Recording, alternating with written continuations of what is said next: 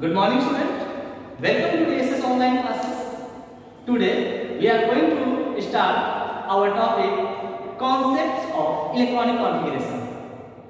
तो पहले हम इलेक्ट्रॉनिक कॉन्फ़िगरेशन क्या होता है इसके डेफिनेशंस को समझते हैं, उसके बाद हम इलेक्ट्रॉनिक कॉन्फ़िगरेशन कैसे बनाएंगे इसको देखते हैं। देन अगर इलेक्ट्रॉनिक कॉन्फ़िगरेशन के डेफिनेशन की हम बात करें तो यहाँ पे आपका डेफिनेशन है the knowledge about distribution of electrons in various energy shell subcell and orbitals in an atom in the ground state is known as electronic configuration. Simple सी बात है कि ग्राउंड किसी भी एटम के अंदर जो ग्राउंड स्टेट में इलेक्ट्रॉन है उनका जो डिस्ट्रीब्यूशन है, जो उनकी फिलिंग है किसके अंदर, सेल, सबसेल या सबसेल के अंदर जो ऑर्बिटल्स हैं उसके अंदर जो उसकी फिलिंग होती है, जो डिस्ट्रीब्यूशन होता है उसी को हम क्या बोलते हैं, इलेक्ट्रॉनिक कॉन्फ़िगरेशन बोलते हैं। अब एक टर्म आ गया ग्राउंड स्टेट। तो ग्राउंड स्टेट क्या होता है? तो ग्राउंड स्टेट के लिए हम डिफाइन करते हैं ग्राउंड स्टेट को the state of an atom which when all the electrons present occupy their lowest energy levels as required their n means principal quantum number यानी कि main energy level and l is quantum number values is called ground state. तो simple सी बात है कि electron जो अपने lowest energy level में जो रहता है उसको हम क्या बोलते हैं, उसका ग्राउंड स्टेट बोलते हैं। और अगर हम कहीं से उसकी एनर्जी को इंक्रीज कर दें और उसकी एनर्जी क्या हो जाए, लोएस्ट टू हाईएस्ट को पहुंच जाए तो उसको हम क्या बोलते हैं, एक्साइटेड स्टेट बोलते हैं। ठीक है ना, ये बात क्लियर है। तो अब आइए हम इलेक्ट्रॉनिक कॉन्फ़िगरेशन के कॉन्सेप्ट को समझते हैं कि बनाते कैसे। जैसे हमारे पास 180 एलिमेंट है, तो बहुत सारे एलिमेंट के इलेक्ट्रॉनिक कॉन्फ़िगरेशन को यहाँ पे हम ड्रॉ करके यानी बना कर देखें। तो सबसे पहले जो हम इलेक्ट्रॉनिक कॉन्फ़िगरेशन को बनाते हैं उसको हम रिप्रेजेंट करते हैं n n x के फॉर्म में, जहां पे n क्या है, n सेल को रिप्रेजेंट करता है, मतलब हमारा इलेक्ट्रॉन किस सेल में है। n जो है ये इलेक्ट्रॉन क्वांटम नंबर है जो रिप्रेजेंट करता है सब सेल को, यानी इलेक्ट्रॉन हमारा किस सब सेल के अंदर प्रेजेंट है, ठीक है ना, यानी सब सेल के अंदर किस ऑर्बिटल्स में, ये यहां से पता कर देंगे। और जो x आपका है ये क्या रिप्रेजेंट करता है, नंबर ऑफ इलेक्ट्रॉन को, ठीक है ना। तो इतनी बात समझ में आ गई, ये आपका सेल को रिप्रेजेंट करेगा, ये सब सेल को रिप्रेजेंट करेगा, और x जो हमारा होता है तो नंबर ऑफ इलेक्ट्रॉन को, मतलब कि हमारे एटम के अंदर टोटल नंबर ऑफ इलेक्ट्रॉन कितने प्रेजेंट है वो इसको यहां पर रिप्रेजेंट करते हैं।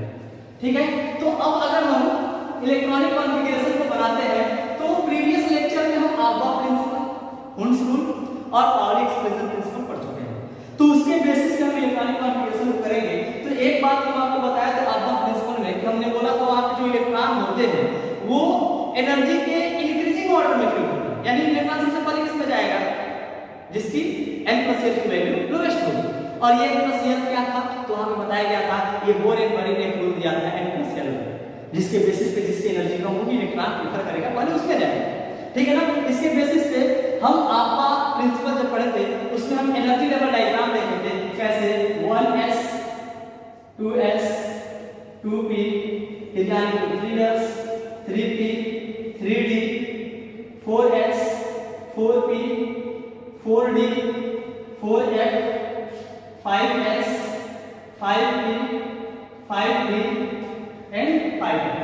और हमने क्या बोला, सबसे पहले इलेक्ट्रॉन किसमें आएगा, 1s में, फिर वापस से आएगा 2s में इलेक्ट्रॉन आएगा, फिर किसमें 2p में, फिर 3s में, फिर वापस से 3p, फिर 4s, फिर आपका इलेक्ट्रॉन 3d में, फिर आपका 4p, फिर 5s में, ठीक है ना। ऐसा क्यों होता है इसको हम डिटेल एक्सप्लेन प्रीवियस लेक्चर में कर चुके हैं, आप चाहे वहां पे जाके इसको देख सकते हैं वापस से। एक बात और हम जानते हैं कि s में मैक्सिमम इलेक्ट्रॉन कितने हो सकते हैं, 2, p में कितने हो सकते हैं मैक्सिमम इलेक्ट्रॉन, 6, d में कितने मैक्सिमम इलेक्ट्रॉन, 10, और f में मैक्सिमम इलेक्ट्रॉन कितने हो सकते हैं, 14। तो अब इसी के बेसिस पे हम क्या करते हैं, अपने इलेक्ट्रॉनिक कॉन्फ़िगरेशन को स्टार्ट करते हैं। तो कुछ एटम्स के इलेक्ट्रॉनिक कॉन्फ़िगरेशन को हम यहां देखते हैं। सबसे पहले अगर हम बात करें हाइड्रोजन, तो हाइड्रोजन का एटॉमिक नंबर कितना होता है, 1, ठीक है ना, ये नंबर ऑफ इलेक्ट्रॉन कितने होंगे, 1। तो सबसे पहले इस इलेक्ट्रॉनिक कॉन्फ़िगरेशन को बनाएंगे तो लिखेंगे 1s1, ठीक है ना। अब एक बात होता है ध्यान रखना बच्चों, इलेक्ट्रॉनिक कॉन्फ़िगरेशन जब हम बनाते हैं तो उसको हम ऑर्बिटल डायग्राम से भी रिप्रेजेंट कर सकते हैं। अब ऑर्बिटल डायग्राम से रिप्रेजेंट करते हैं तो इसको क्या करते हैं कि स्क्वायर ब्रैकेट बनाते हैं और उस स्क्वायर ब्रैकेट के अंदर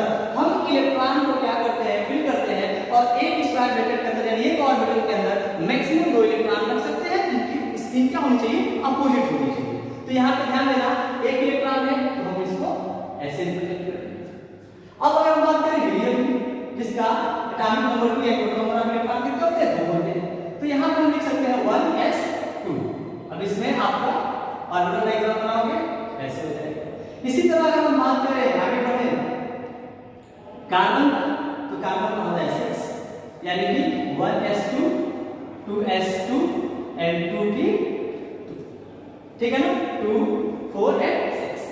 अब ध्यान देना, यहाँ पे अगर हम ऑर्बिटल बनाए तो ये हम जानते हैं कि हमारा जो s सबसे होता है उसमें 1 ऑर्बिटल होते हैं, जो p सबसे होता है उसमें कितने होते हैं, 3 ऑर्बिटल्स, ठीक है ना।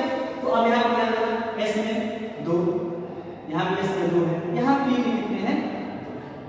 अब ध्यान देना, यहाँ पे अगर हम बात करें, यहाँ पे हम अगर चाहते हैं तो ये इलेक्ट्रॉन क्या करते, वापस इसी में भर देते, लेकिन हम इसके पहले आल्फा प्रिंसिपल पढ़े थे, वुंड्स रूल पढ़े थे, और वुंड्स रूल क्या बोलता था कि लॉ ऑफ मैक्सिमम मल्टीप्लिसिटी, और लॉ ऑफ मैक्सिमम मल्टीप्लिसिटी क्या बोलती है कि सब, ध्यान देना, कभी भी ऑर्बिटल्स ये चाहते हैं कि सारे इनके ऑर्बिटल्स जितने भी हैं सब में एक कॉन्वेक्स इलेक्ट्रॉन बने, सिमिलर पैरेलल स्पिन के, उसके बाद उनकी पेयरिंग स्टार्ट होती है, जिससे कि क्या होता है कि उनकी स्टेबिलिटी बढ़ती है, और स्टेबिलिटी बढ़ने का पीछे वजह ये होता है कि उनके बीच में जो शील्डिंग इफेक्ट होता है वो डिक्रीज करता है, ठीक है ना।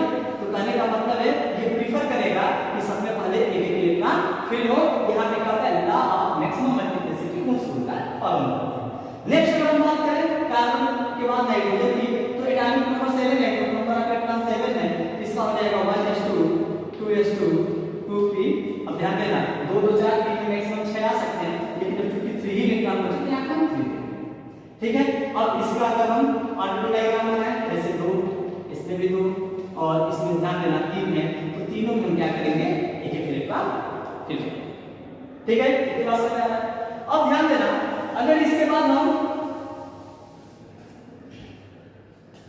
सोडियम की बात करें, तो सोडियम के लिए हो जाएगा 1s2 2s2 2p6, यानी आपका हो गया 2 4 और 6 10, और उसके बाद से क्या आ जाएगा 3s1, ठीक है ना।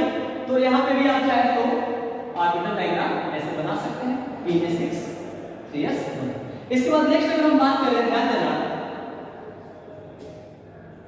स्कैंडियम, तो स्कैंडियम का होता है 21 एटॉमिक नंबर, और इसको अगर हम इसका इलेक्ट्रॉनिक कॉन्फ़िगरेशन अगर हम करते हैं तो हम लिखेंगे 1s2 2s2 2p6 3s2 3p6, कितना हो गया 2 2 4 6 10 दोबारा 6 18। उसके बाद से क्या हो जाएगा, इलेक्ट्रॉन हमारा किसमें जाएगा 4s2 20 हो गया। अब इलेक्ट्रॉन यहाँ पे ध्यान देना किसमें जा रहा है 3d1, यानी यहाँ पे ध्यान देना स्कैंडियम से हमारा जो लास्ट इलेक्ट्रॉन है किसमें एंटर कर रहा है d, और ये एक वजह होता है, आगे आप पढ़ेंगे कि स्कैंडियम जो होता है वो क्या होता है, d ग्रुप का एलिमेंट होता है, ठीक। इसके आगे अगर हम देखें कॉन्फ़िगरेशन करते हैं, तो अगर हम क्रोमियम को लेते हैं, ठीक है ना, इसका atomic number 24, number of electron 24 है। अगर क्रोमियम को हम ले रहे हैं तो हम एक्सपेक्ट करेंगे कि हम जैसे कि हम अपना आल्फा प्रिंसिपल के थ्रू या होस्ट रूल का अप्लाई करते हैं, तो जो कॉन्फ़िगरेशन बनेगा होगा 1s2 2s2 2p6 3s2 3p6 4s2 and कितना हो गया 2 2 4 10 12 6 20, यानी कि आपका हो जाएगा 3d4। ये कॉन्फ़िगरेशन एक्सपेक्टेड है, लेकिन यहाँ पे ध्यान देना हमारा जो क्रोमियम है ये क्या करता है, एक्सेप्शनल इलेक्ट्रॉनिक कॉन्फ़िगरेशन शो करता है, और एक्सेप्शनल इलेक्ट्रॉनिक कॉन्फ़िगरेशन शो करेगा, उसमें इसका जो इलेक्ट्रॉनिक कॉन्फ़िगरेशन होता है वो बन जाता है 1s2 2s2 2p6 3s2 3p6 4s1 and 3d5। अब बच्चों ध्यान देना, यहाँ पे ये आपका प्रिंसिपल को फॉलो नहीं किया, इसके पीछे ध्यान देना साइंटिस्ट लोगों ने एक एक्सपेरिमेंट किया और उसके बेसिस पे बताया कि ऐसा क्यों हो रहा है, और यहाँ पे उन्होंने 2 रीजन बताए। ध्यान देना, आपका जो वुंड्स रूल बोलता है कि हाफ फिट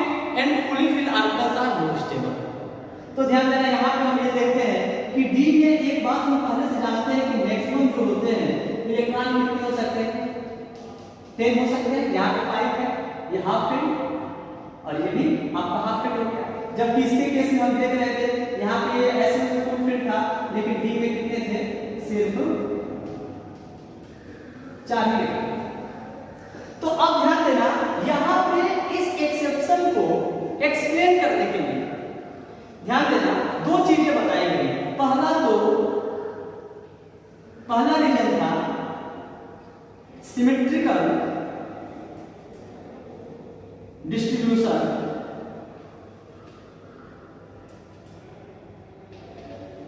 ऑफ इलेक्ट्रॉन, और सेकेंड जो रीजन था वो था एक्सचेंज ऑफ एनर्जी। तो ध्यान देना, इन 2 चीजों को एक्सप्लेन करते हुए इसकी स्टेबिलिटी को एक्सप्लेन किया गया था, और ये कहा गया था आखिर में जो हमारा पोलियम है वो क्यों एक्सेप्शनल इलेक्ट्रॉनिक कॉन्फ़िगरेशन को शो करता है। तो बच्चों ध्यान देना, यहाँ पे अगर हम बात करें सिमेट्रिकल डिस्ट्रीब्यूशन की, तो एक बात हम जानते हैं कि जो चीज जितनी ज्यादा सिमेट्रिकल होती है वो उतना ही ज्यादा क्या होगा, स्टेबल होगा। ठीक है ना, स्टेबिलिटी कहीं ना कहीं डायरेक्टली प्रोपोर्शनल होता है किसके, सिमेट्रिक से, यानी दो चीज जितनी ज्यादा सिमेट्रिकल होगी वो उतना ही ज्यादा क्या होगा, स्टेबल होगा। और इस केस में ध्यान देना, जब हाफ फील्ड है तो देखिए इसमें इलेक्ट्रॉन का जो डिस्ट्रीब्यूशन है क्या है, सिमेट्रिकल है। और इस केस में अक्सर होता क्या है, ध्यान देना, यहाँ पे अगर कॉन्फ़िगरेशन देखोगे एनर्जी क्या होती है, हाई होती है, कोरियस में एनर्जी क्या होती है, लो होती है। लेकिन ध्यान देना, चूंकि यहाँ पे कॉन्फ़िगरेशन सिमेट्रिकल हो रहा है, इसलिए जो आपका इलेक्ट्रॉन है वो हायर एनर्जी से जंप करके इसमें चला जाएगा, लोअर एनर्जी से जंप करके हायर एनर्जी के अंदर चला जाएगा। और यहाँ पे हम देख रहे हैं कि सिमेट्रिक हमको कंडीशन मिल रहा है, इसलिए क्या हो रहा है, ये स्टेबिलिटी स्टेबल है। दूसरा कंडीशन एक्सचेंज ऑफ इलेक्ट्रॉन। तो एक बात बच्चों हमेशा ध्यान रखना, कभी भी जो इलेक्ट्रॉन होते हैं, जो ध्यान देना, जो अनपेयर्ड इलेक्ट्रॉन होते हैं वे अपने पोजीशन को एक्सचेंज कर सकते हैं, और अपने पोजीशन को अगर वो एक्सचेंज करते हैं तो जाहिर सी बात है जब वो अपने पोजीशन को एक्सचेंज करेगा तो कुछ ना कुछ एनर्जी को लूज करेगा। उस एनर्जी को हम क्या बोलते हैं, एक्सचेंज एनर्जी। तो जाहिर सी बात है उसके पास पहले से एनर्जी है और वो अपने एनर्जी को इमिट किया, लूज किया, तो उसकी एनर्जी क्या होगी, डिक्रीज होगी। और हम ये जानते हैं कि जिस सिस्टम की एनर्जी जितनी कम होती है उसकी स्टेबिलिटी उतनी ज्यादा होती है। Less energy more stability, more energy less stability. तो यहाँ पे इस बात को समझो, अगर हम यहाँ पे अगर 3d4 वाले कंडीशन में एनर्जी का एक्सचेंज देखें तो हम देखते हैं, अगर फर्स्ट इलेक्ट्रॉन के लिए हम देखते हैं तो मैक्सिमम जो एक्सचेंज का एनर्जी जो एक्सचेंज होगा या पोजीशन एक्सचेंज होगा वो कितना होगा, वो या यहाँ से लिखा जा सकता है 1 पोजीशन या 2 या फिर 3। यानी फर्स्ट इलेक्ट्रॉन में टोटल जो एक्सचेंज पॉसिबिलिटी है वो कितना है, 3। यहाँ पर लिख रहे हैं, ध्यान देना 3। सेकंड के लिए कितना होगा, 1 and 2। सेकंड इलेक्ट्रॉन के लिए कितना हो गया, 2 एक्सचेंज पोजीशन आपका। और जो थर्ड इलेक्ट्रॉन है इसके लिए सिर्फ और सिर्फ कितना है, 1। यानी टोटल कितना हो गया, 3 + 2 + 1। यानी टोटल कितना हो गया, 3 + 2 + 1। यानी टोटल जो एक्सचेंज होगा वो कितना होगा, 6। जबकि अगर 3d5 का केस है तो 3d5 केस के लिए ध्यान देना, यहाँ पे जो इलेक्ट्रॉन का एक्सचेंज होगा वो 1 पोजीशन इस इलेक्ट्रॉन के लिए यहाँ पे जा सकता है, यहाँ जा सकता है, यहाँ से एक्सचेंज यहाँ कर सकता है, यहाँ से एक्सचेंज यहाँ। यानी कितना हो गया पहले इलेक्ट्रॉन के लिए, 1 2 3 and 4। यहाँ पे लिख देंगे 4 प्लस दूसरे के लिए कितना हो जाएगा, 1 2 and 3 पोजीशन। यानी दूसरे इलेक्ट्रॉन के रिफ्लेक्शन कितना होगा, 3 होगा। और ध्यान देना थर्ड के लिए कितना हो जाएगा आपका, थर्ड के लिए आपका हो जाएगा 1 and 2 पोजीशन। तो यहाँ हो जाएगा 2। और उसके बाद से अगर हम बताएं, अगर फोर्थ इलेक्ट्रॉन के लिए इसके लिए आपका 1 एनर्जी एक्सचेंज आएगा। टोटल कितना हो गया, 4 3 7 9 and 1 10। यानी कि 3d5 के केस में जो टोटल एक्सचेंज पॉसिबिलिटी है वो 10 है, जबकि 3d4 की कंडीशन में टोटल एक्सचेंज पॉसिबिलिटी कितनी है, 6। तो जितना ज्यादा एनर्जी का एक्सचेंज होगा उतना ही ज्यादा एनर्जी को लूज करेगा, और जितना ज्यादा एनर्जी को लूज करेगा उसकी एनर्जी उतनी क्या होगी, कम होगी, और एनर्जी जितनी कम होगी स्टेबिलिटी उतनी ही ज्यादा होगी। ठीक है ना।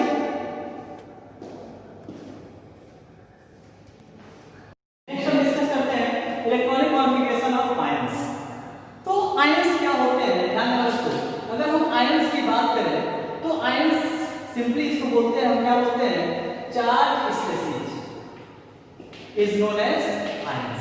अब ध्यान देना, चार्ज स्पेसीज का क्या मतलब है, या तो उस पर पॉजिटिव चार्ज होगा या फिर नेगेटिव चार्ज होगा। सिंपली एक बात समझो कि कोई भी एटम जो होता है वो क्या होता है, न्यूट्रल होता है, ठीक है ना। तो अगर कोई एटम हमारा न्यूट्रल है तो उसमें नंबर ऑफ इलेक्ट्रॉन और नंबर ऑफ प्रोटॉन क्या होंगे, इक्वल होंगे। अब होता क्या है कि अगर किसी एटम के अंदर प्रोटॉन से ज्यादा इलेक्ट्रॉन अगर होंगे तो हमारा एनायन हो जाता है, यानी उसको नेगेटिव चार्ज आ जाएगा, ठीक है ना।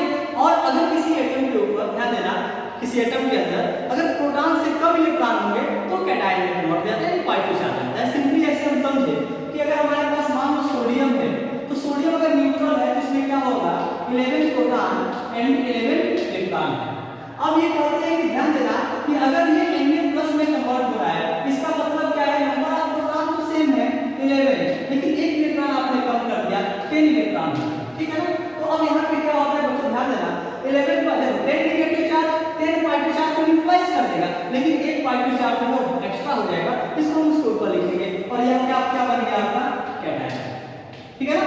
उसी तरह से अगर हम क्लोरीन को लेते हैं तो क्लोरीन का होता है 17 एटॉमिक नंबर, तो 17 एटॉमिक नंबर किसके ऊपर होता है, नंबर ऑफ प्रोटॉन के ऊपर होता है। तो आप कहेंगे नंबर ऑफ प्रोटॉन कितने हैं, 70। चूंकि ये न्यूट्रल है तो इसका मतलब इसमें 70 इलेक्ट्रॉन भी होंगे।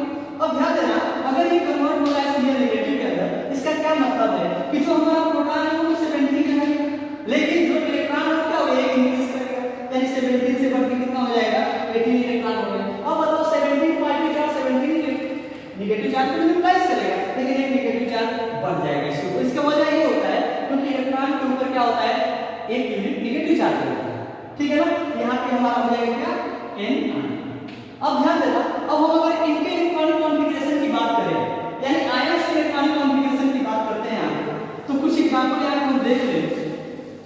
पहले इसी का एग्जांपल हम देख लेते हैं कि अगर मान लो हमारे पास Na है, तो Na में आप नंबर ऑफ इलेक्ट्रॉन कितने हो गए, 11, क्योंकि इसका क्या होता है, चूंकि न्यूट्रल है, ठीक है ना। और नंबर ऑफ प्रोटॉन कितने होते हैं, 11 होते हैं।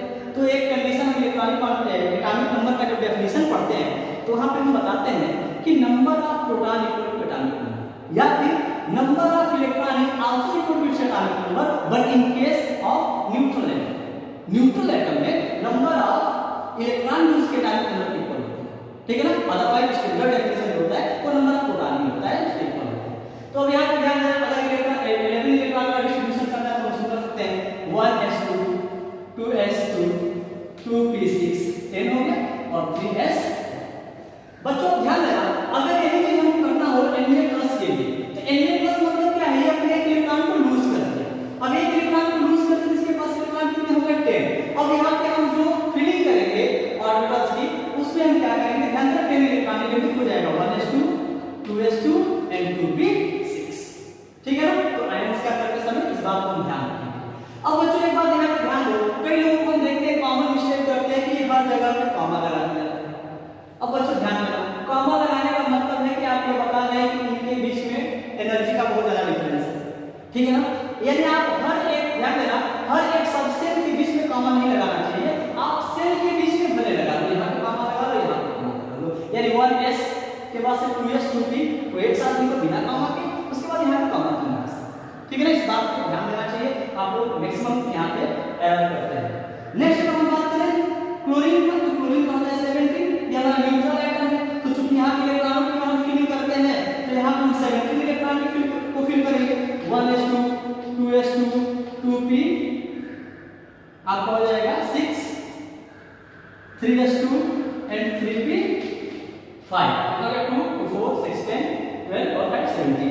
लेकिन वही अगर Cl नेगेटिव है तो यहाँ पे क्या होगा, ध्यान देना, एक इलेक्ट्रॉन इंक्रीज हो गया, यानी 17 कितना हो जाएगा, 20 हो जाएगा, तो लास्ट में हमारा यहाँ पे क्या हो जाएगा, 3p6, ठीक है ना।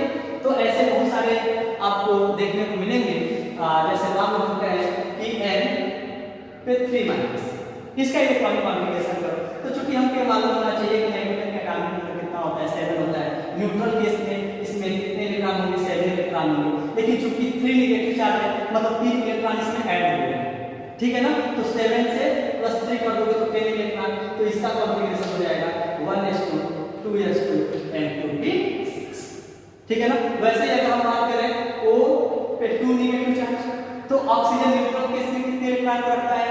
8 इलेक्ट्रॉन को रखता है। 2 नेगेटिव आ गया मतलब 2 इलेक्ट्रॉन गेन कर दिया। तो यहाँ हम लिख सकते हैं, यहाँ पे क्लियर हो जाएगा 1s2 2s2 and 2p6।